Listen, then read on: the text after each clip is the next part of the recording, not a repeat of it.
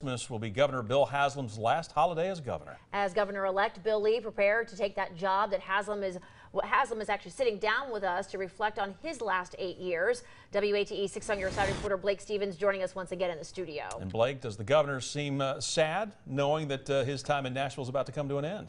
Well, guys, Bill Haslam leaving office in a seemingly positive mood, actually. He feels good about leaving the state in Bill Lee's hands. The governor touting 450,000 net new jobs in his 8 years, as well as low unemployment. Let's not forget how many people enrolling in college since the Tennessee Promise. Governor Haslam also talking about missed opportunities while in office.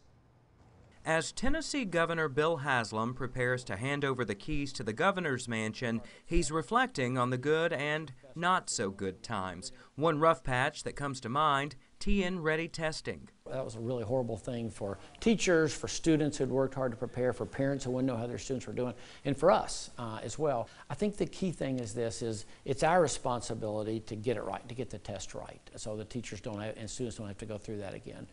But it's all of our responsibilities not to throw the baby out with the bathwater and just say, this whole year-end test is not worth it, because we need that. Haslam not regretting anything his team did in 8 years, but worries there may have been more they could have done for Tennessee families. We're the fastest improving state in the country in education, but all that means is we've moved from the mid-40s to somewhere in the low 30s. I mean, we still have a lot of work to go, and then tying some of these post-secondary initiatives back into giving them opportunities back in high school so that you get some technical training opportunity maybe when you're in high school. You get some more college credit when you're in high school, so you have a better chance of finishing quicker. There's lots of things like that, you know, it's just more of doubling down and multiplying the effect of what we've been doing. Haslam failing to pass Insure Tennessee, which would take federal dollars and insure hundreds of thousands of Tennesseans. We don't regret it because we think it was still the right thing to do, an idea that was basically going to cost the state zero and let us cover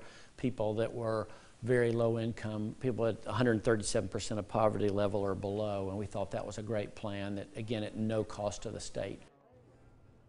And again, on the topic of Insure Tennessee, Haslam says in hindsight, instead of calling a special session on Insure Tennessee, it may have been a better approach to let lawmakers consider it over a regular session. He feels because it was tied to Obamacare, though, there was little hope. Haslam is hopeful going forward the legislature will find other ways to accomplish the goal of insuring more Tennesseans. Guys. All right. Thank you so much, Blake. And again, Bill Lee will take the reins when he's inaugurated on January 19th. And coming up at 6, we have Haslam's advice to the governor-elect and the work he says is still left to do while in office. Well, his office building doubles as a Big Orange basketball museum. Yeah, as the Vols resume their rivalry with Memphis, we are giving you an inside look at the ultimate Tennessee hoop shrine.